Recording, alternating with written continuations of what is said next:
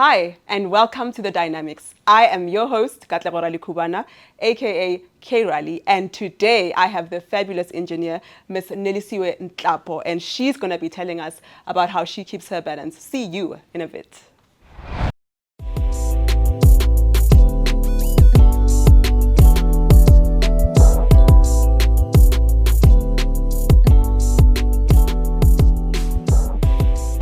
Welcome back to the Dynamics, and with me I have the gorgeous, the smart, the powerful Miss Nelisiwe Nhlapho. Hey. Welcome, lady, and thank you so much for pleasuring us with your beautiful, elegant presence. Thank you for having me. So, who is Nelisiwe? Tell us about Nelisiwe. Nelisiwe is a mom, 34-year-old mom, 33, 34. Who's counting? I mean, I've lost count when I had my second child.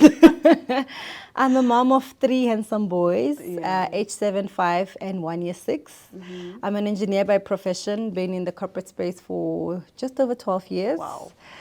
I am a business person at heart. I own 2 businesses. One, a health and wellness clinic. Mm-hmm. Second is an global impact where I push my women empowerment and leadership passion. Yeah. Yeah, that's. I'm a gym fanatic. That's one thing about me. Love gym. I love that. Always at gym. Because your health is your wealth. I love women like you who take their physique and their health seriously. So that's awesome. So, Nelisiwe, you mentioned that you've got 3 kids. Yes. You've got a husband. Yes. You got some man. I got one husband. Thank God. And you are an industrial engineer. Yes. And you are an entrepreneur. Yes. So many hats on one pretty little head. Yes. And you were also a Miss South Africa 2023 pageant. You entered that, finalist. And let me ask you, why did you decide to be an engineer? 2, why were you interested in pageantry? Looking at, how the conception around women, females that are engineers. You're supposed to be dull. You're supposed to be boring right now. But no, here you are looking, Sure, engineering. So growing up, I've always known that I want to make lots of money. So I was told you have to be either a doctor, an engineer, or a pilot. So I've always known that I want to be in the technical field, and choosing engineering for me, I think, was quite obvious. My dad was already in the utility space, so he really encouraged me looking into engineering because I'm going to get a lot of money, which was a lie, by the way. And then choosing industrial is when I got to register, I was meant to study electrical. I got introduced to industrial. Okay. And then I was like, this is interesting. It was new. Nobody knew about it. And it was more on the softer side of engineering processes, not the because I'm not, you can see, I'm not a hard worker. So I still wanted to be an engineer. You don't look like one. But just on the softer analytical part of things. Yes. That's how I chose engineering. And pageantry, like I said, I've been in the corporate space for, last year was 11 years. Mm-hmm. And I just felt like I needed something more. Okay. I knew there was more of me. And like I said, I'm passionate about women empowerment and development. And I'd already started engaging on big platforms. But I wanted to have a platform that's going to propel me to reach more women. Yes. And more than anything else, just do something outside of my comfort zone. And Mr. South Africa was just it. Yeah. And not only that, you hold a master's degree in engineering. Yay! And that's like superb. Yes. Well done on that. Thank you. What would you say to young people who feel like there's no point in getting educated anymore because of the obvious high unemployment rate? It's too high, and most of our youth are discouraged to study. And, we don't want that. We don't want them to be discouraged. Yeah. Well, how would you encourage them in this situation? One, I think, the quote that says education is the key to success, it really is true. And I think we should change the way we look at education. We should stop studying to get jobs. That has been one of the things I've been talking to say, let's study to empower self, because if I'm empowered, I'm in a position of power to empower the next person and to create jobs. Yeah. So once we move our education system to teach people to learn to create jobs, be a creator and not look for jobs, I think it would change the landscape. So I would say going to school, for me, it's still a priority. Yeah. Let's not look at there is no job. Maybe you are the creator, you know, that maybe you we're are the waiting for. employer. Maybe you are the employer, and you should be the employer because, Yeah. you know, looking at the stats, looking at the rates, you know, Yeah. it's not going the way we would like to. But No. I want to believe this is the breeding ground for brilliant ideas, you know, for Yeah. brilliant businesses to come up. So we still need to go to school, one, to empower ourselves, to be in the right position and frame of mind to make those decisions and create conducive environment and good jobs. So true. And, you know, as a wife, a mother, and all these other hats you wear, I am just so curious to know, like, what your day looks like. Yo. Like, a rundown of what from the moment you wake up. Okay. Like, what happens and how do you get everything that you need to get done in all these fields and, you know, and dynamics in your life. Yeah. What does your day look like? I think that's interesting. My day is super hectic. My day starts at 4 in the morning. Every day? Every day. Wow. Every day, 4 o'clock, I'm up, either preparing lunch, not either, I am preparing lunch for my husband who has to go to work. Oh. So I have to prepare my lunch. I have to prepare his lunch box. Then 5 o'clock, I'm at the gym every day, Monday to Friday. For me, that's my self-care moment because, like you said, I do so many things and I end up not having time for myself. Yeah. And for me, going to gym at 5 is me talking to myself and reminding myself to say, girl, you've got this day and you've got it in you, you know? So 5 is gym, 5 to 6 is gym, 8 I'm in the office because I still have a job, and 8 to 5, like I said, I'm an engineer by profession. 5, I'm back, fetch the kids from school. Then I have to prepare dinner. Then I have to look at my personal emails and push business and then make sure that my 2 companies are doing well. So my day is typically from 4 to, when I say I sleep early, it's 10:30. So typically I have 5 hours, 6 hours of sleep. And how do you deal with, I always ask mothers this because I'm a mother myself, and when you're as busy as you are, you have a situation where you're not able to be there all the time for your children. How do you deal with mommy guilt? You know, I don't know, but for me, unlike other women, I don't have mommy guilt. I don't know whether it's because Expand. Because I don't know, because I was the last born, I've got that selfish aspect in me. You know, I genuinely don't feel You ain't worried guilty. about nothing. No, like, you'll be fine, child. I think one thing about me is honestly, I don't have mom guilt, but I think it's because my husband does such a wonderful job with the kids, you know. Like this morning, my nanny needed to go to the hospital and I needed to be at the office at 8 and there was no way I was going to miss office. So, you know, my husband steps in. You know. So I really feel that we balance each other so well that, you know, I don't get to feel like my kids are neglected because I know daddy's there and daddy's hands-on. And I think that's the other thing to say, you know, finding someone that compliments you because, you know, when I want to do something, I do it. I'm like, boss, I'll see you, your kids will be fine, I'm out. So I don't really have mommy guilt, and it's because I believe that, you know, I cannot pour from an empty cup. I'm a mother of 3, I'm a wife, I'm an employee, I'm an employer, but if I feel as though I'm not content and I'm not happy, there is no way I'm going to, you know, pour into everyone else's cup. So I manage my time is my time, I'm very selfish about that. Like that's why 5 o'clock, they know. You know, you have to be really, really sick for me to skip gym. Like something hectic, because for me, that's my time. Then the rest of the day goes to everyone else. So I don't really have mommy guilt because I believe I deserve that. And for me to fully give, I need to be full. So I really am an advocate of filling my cup so I can fill to my kids. Because when I'm happy, my kids are happy. Yeah. And, you know, kudos to your husband. I feel like... we do a lot of man hate, and we don't talk about that's true. The good men out there that make women like you support you in a way that enables you to be who you are. You made a good point that he steps in, and you know, I mean, I would like to challenge all the guys out there. They're men, and this is what you get as a man. Please. This is what you get when you support your wife, when you water her, when she's drained and you give her a massage, when you run her tub, you know, and you help her be where she needs to be and you support her dreams. This is the result. And I think that the truth is, as women, we're thriving. Yes, we're thriving. But the partners in our lives play a role. So you are blessed to have a partner who plays a good role and supports you. Moving right along.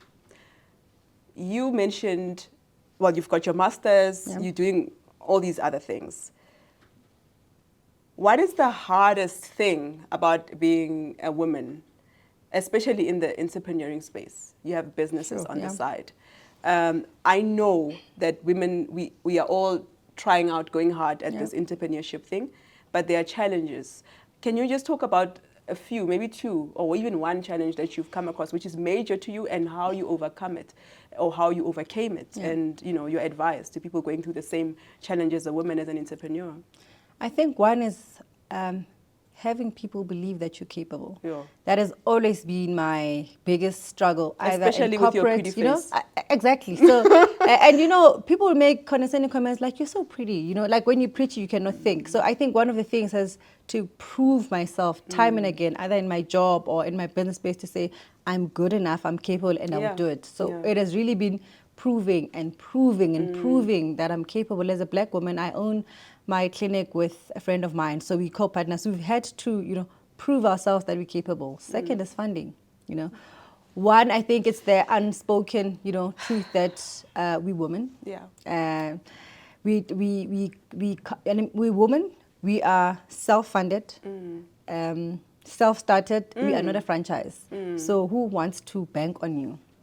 So it really has been funding and having people believe in your dream. And I really do think it's a mindset thing more than anything. It's people not believing that success looks a certain way. Exactly. Success doesn't look pretty, doesn't wear wig, doesn't wear makeup. Yes. What can you tell us? And it translates also in boardrooms. You still have those stereotypes where you come in a suit and they're like, what are you going to say? And then when you speak, only then people can really listen to you. Like, so they have an aha moment. Exactly. And I think my lesson has always been to make them hear you. I make sure that they hear me. It's either you'll hear me, you'll see me before you hear me, because I'll make you see me. I'll make sure that you see me and you feel my presence, because that's the only way. Unfortunately, you have to get people to, buy into you. But secondly, is to know what you're talking about. Yeah. It doesn't help if I'm wearing a suit and I'm pretty and I honestly cannot substantiate what I'm talking about. So it's to do the research, know what you're talking about, know what the problems are and what's the solution. Yeah. Because I do believe that we know what we're talking about, but because we are not confident enough, then we just, you succumb to the pressure, you keep quiet, you don't feel confident enough to voice your opinions. But speaking out and actually knowing what you're talking about. Holding your ground, most definitely. Especially being a woman. Unfortunately, we still have that. But that's true. But we have to keep on proving ourselves. You mentioned that you're very much passionate about women empowerment. Yeah. What would you say is holding women back? Sure. There are some things, some narratives, some traumas, I don't know, many things that I'm sure in your journey of attempting and holding women's hands in order to empower them, you must have come across, you must have diagnosed the main problems or the main issues that are holding women back in being who they are meant to be, the powerful forces that they are. What would you say those issues are, and where do we need to go, and what do we need to do?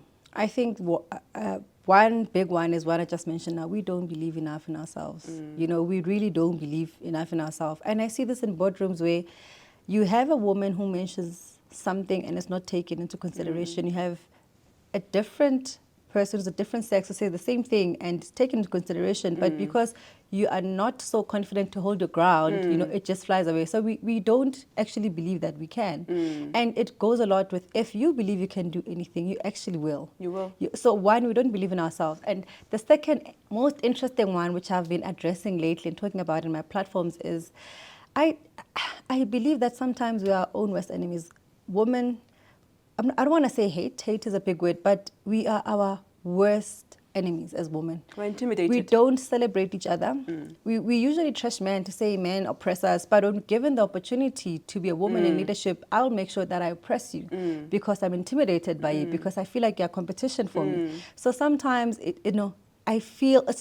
but truths are, stats are, we oppress our sisters. You can't be smarter than me. You can't dress smarter than me. Who do you think you are? Yeah. So one of the things, in my platforms I talk about is sisterhood. Yeah. We talk about sisterhood, but we don't practice sisterhood. Yeah. That's the one thing. I think if we start there to say, if I look out for my sister, if we have a meeting and my sister cannot hold the ground and I'm there as a sister, I cannot be laughing. I cannot be laughing that you haven't done your job. And I have to hold your hand and say, no, I can come in, I can chip in. So one is believing in ourselves, but two, I need my sisters to hold my hand, and I need to be accountable to hold my sister's hand. Yeah. So we really are our worst enemies, and I think we need to start there. by holding ourselves accountable to I'm accountable for you and vice versa. That's true. Yeah.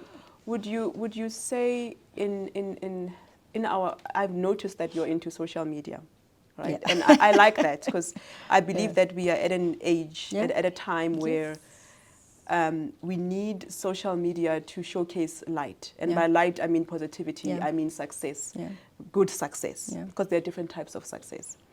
What is your view of the social media culture currently, particularly as to what women are doing out there on social media, what influential women are doing out there on social media?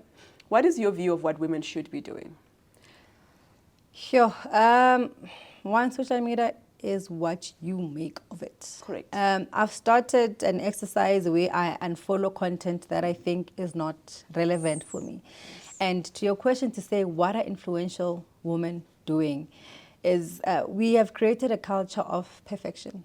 Everything has to seem to be perfect. That's you know, true. it doesn't mean it's perfect, but I make it seem like my marriage is perfect. I make it seem like my job is perfect and I'm seamless. And that's the culture that, you know, we are filtrating through also our younger generation, where you feel kids either they're killing themselves or they feel like they're not enough because they're wearing brand new clothes. To make an example, I posted a picture of myself, and someone asked me why I'm repeating an outfit, and I asked them, why is it an issue? Why is it so every time I buy something new, I must post it? For me, social media is not about that. I am an influencer in my own space because we are all influential, one way or the other. And I design the life and the influence I want to put out. I want to put out that there is, yes, I'm an engineer. Yes, I've got businesses.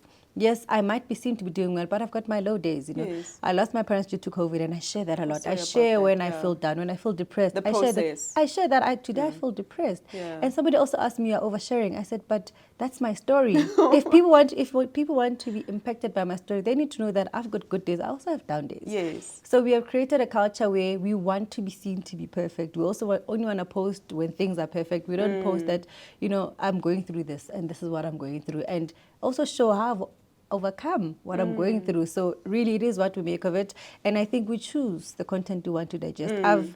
I've intentionally unfollowed things I feel that I don't relate to, that I don't I don't aspire to, because then it creates that pressure, unnecessary pressure, where you feel like I have Katlego is out with the husband, I have to go out. You don't know what happens when they get home, you know. Katlego entered Mrs. South Africa, therefore I should enter Mrs. South. You don't know her reasons for entering Mrs. South Africa. So I really do believe we've created a culture of perfection, and life is not about perfection. And for me, is using my social media to really portray what life really is. For an example, I went to an event on Saturday. I was all nice, suited up. When I got home, my husband was bathing my kids. And I didn't even change. I just went with my suit and bathed my kids. And actually asked my husband, actually take a video of this. And my bathroom was all messy.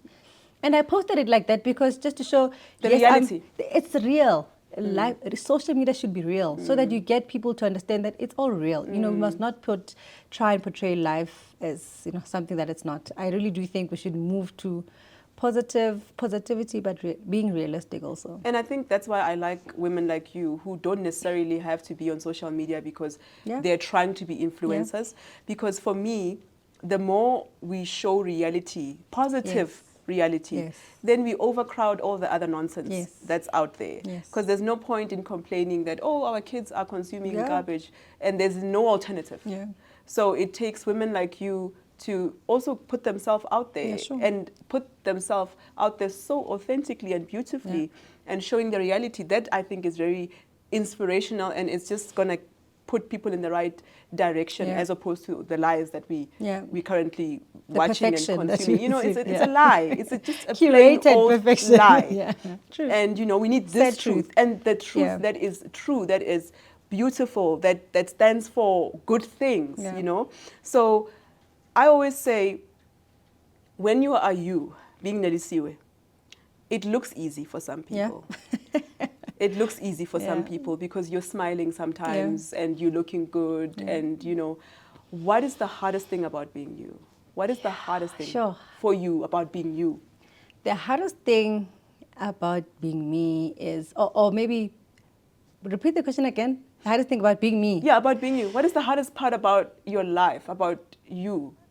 your journey. Okay, I think the most hardest thing is having people wanting to see me happy, because I'm a happy child. I've always been a happy child. I'm always smiling. I'm always spreading positivity. People don't think I actually do have down days, like any other person. So sometimes people find it difficult to digest when I say I'm not okay.